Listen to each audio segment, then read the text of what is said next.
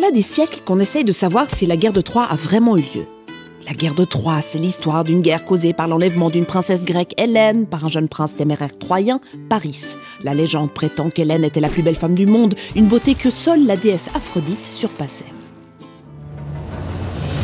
La guerre de Troie qui oppose les Grecs aux Troyens et met notamment en scène un cheval de bois est surtout le prélude d'une formidable épopée au cœur de la mythologie grecque, l'Iliade et l'Odyssée. Probablement composée vers le 9e ou 8e siècle avant Jésus-Christ par le poète Homère, l'Iliade et l'Odyssée sont les plus anciens textes faisant référence à la guerre de Troie, mais on en retrouve aussi la mention dans d'autres sources de la littérature grecque, que ce soit chez Échille, Sophocle, Euripide ou encore Hérodote. Alors bon, très honnêtement, on ne sait toujours pas si la guerre de Troie fait partie de la légende ou de l'histoire, et cela fait longtemps que les archéologues tentent de découvrir l'emplacement de la cité mythique. Voilà pour l'histoire, mais qu'en disent les 6 âges du monde ? Dans les 6 âges du monde, on découvre que la guerre de Troie a duré 10 ans, 6 mois et 12 jours.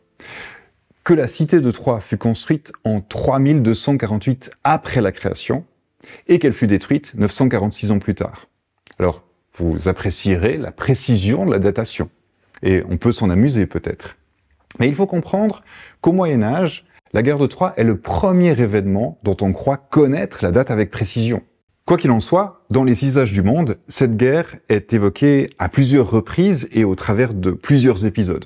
Premier épisode, le manuscrit rappelle la confrontation mythique entre Tros, le fondateur de Troie, et Tantale, le roi de Mycène. Et il la relie ensuite à un autre épisode célèbre de la mythologie grecque, la quête de la toison d'or.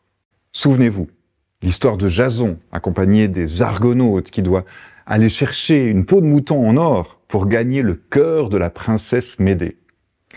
Mais durant cette expédition, le roi de Troie refuse d'accueillir les Argonautes et les renvoie honteusement. Cet affront aboutit à la première guerre de Troie, où la princesse troyenne Hésione est enlevé par les Grecs. Second épisode, le fameux prince Paris est envoyé pour récupérer Hésione, mais celui-ci tombe amoureux de la belle Hélène, alors épouse du roi de Sparte, et il l'enlève. Vous connaissez la suite. La seconde guerre de Troie éclate, car les Grecs souhaitent récupérer Hélène. Très bien, cette histoire est connue. Mais dans le manuscrit, l'auteur va plutôt se concentrer sur les conséquences de la guerre, et pas sur cette histoire elle-même. Achille, le héros de l'Iliade, n'est pas même mentionné. L'idée de l'auteur est plutôt de mettre l'accent sur l'adultère, et de montrer les conséquences catastrophiques de ce péché qui était si important au Moyen-Âge.